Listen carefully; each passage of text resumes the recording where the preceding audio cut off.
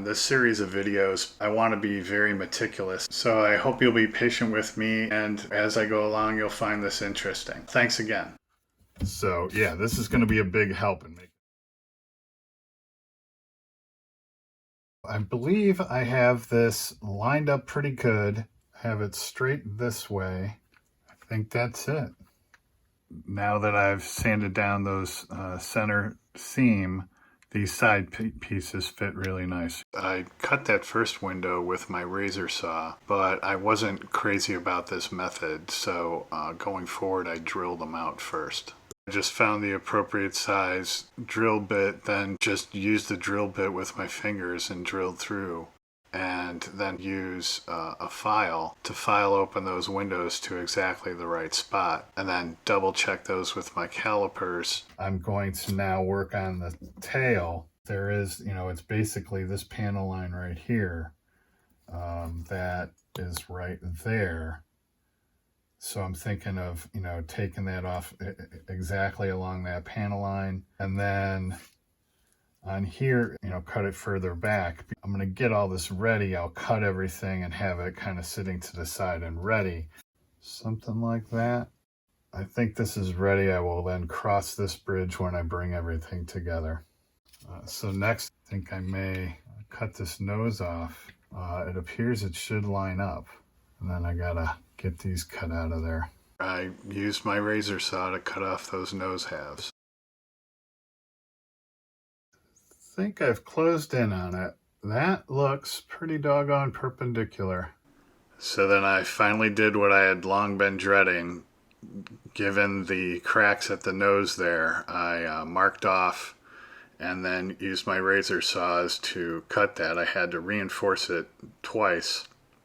And then when I finally got that nose off, took a look at it, and sure enough, that piece had come off with it. And I kind of did some investigation, and all right, I think I'm ready to finally throw in the towel on this. This chipped here while I was cutting it. If you see that crack there, I have another hairline crack.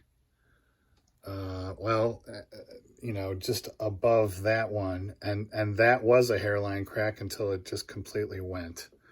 And then I went ahead and tried to put this together, and it just fits so nice. After struggling with this and struggling now to look at that, it just fits so clean. The problem is that bottom. So I will see how I can address that in a different way. I toyed with the idea of cutting the front off that other one and then broke the other one. So even that isn't going to do it. And I just, so many setbacks on this and futzing around. And then there's just so much more work still left to do. I'm rethinking, if I could just do something to bow out the belly of that, I think that will be good enough. And I don't think fixing that flare will be that big of a deal.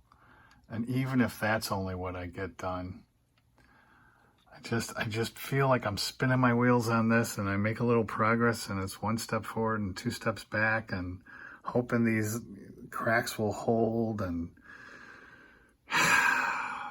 yeah, I'm done farting around. I just want to move forward, and this is looking pretty good.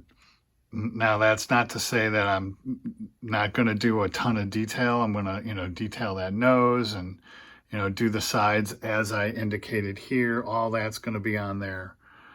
Yeah, I think I'm just ready to move forward. So I've noticed that because it's much more bulbous than the tracker, it actually fits around there. I mean, completely around there. So what I am thinking is maybe I can fit it on there. I'm going to toy around with this. What I could do, glue these two pieces together. There's a panel line right there. And then to just before, to right about there. And then cut these pieces along here. that should, you know, be a fairly easy cut. And then that piece would just fit on the bottom of there, and I would clean the seams along the side, and that would give me that curve. And then from the side, if I just pop that on to the bottom, even if I had to put a strip or two of styrene in there to support it in the middle, although I probably wouldn't have to, that would probably give me what I want.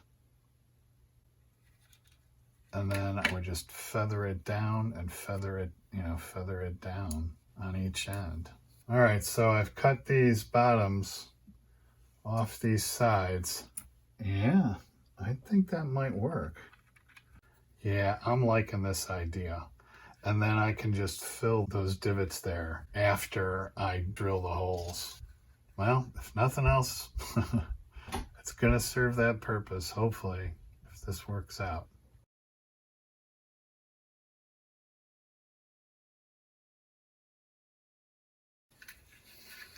Ooh, that is getting really close.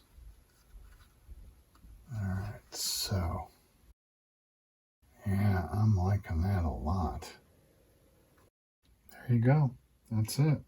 Glue that on there, putty around the edges, clean up the seam like any other seam, and that should give me what I need. Long way to go to come to this, but I think this is going to work the best, and that top will just look so much better. Mail call. And we've got a shop card from Rick Zink. Skeletal remains. Scale auto restoration. Thanks for the nice words on the back, Rick. I sent you my card as well, and hopefully, shoot, are they the shop card girls, the mail call girls? But he has his girls open his shop cards. Rick's got an awesome channel. If you get a chance to definitely go check it out. He did, in last year's 48-hour build, he did this Stingray, Corvette Stingray, in 48 hours, better than I could do in 48 weeks. So definitely go check out his channel. All right, there's Rick's card up on the wall. Thanks again, Rick. So that was a whole lot of work to get to this point, to make this look like this, but I had to try. Again, when you have a kit this long and you go in the box and you look at it and you think about it, I have absolutely no regrets at all. I had to try it. I've had this kit forever. And at the end of the day, hopefully it's still going to contribute to making this more accurate. And if nothing else, just going through this exercise taught me a lot. So now I've done it once, I can do it on here. So I know this video is kind of like a lot of work and everything towards nothing. Well, a decision about this little itty bitty thing, but it was totally worth it. So, and again, I said I'm going to be meticulous. So thanks for hanging with me.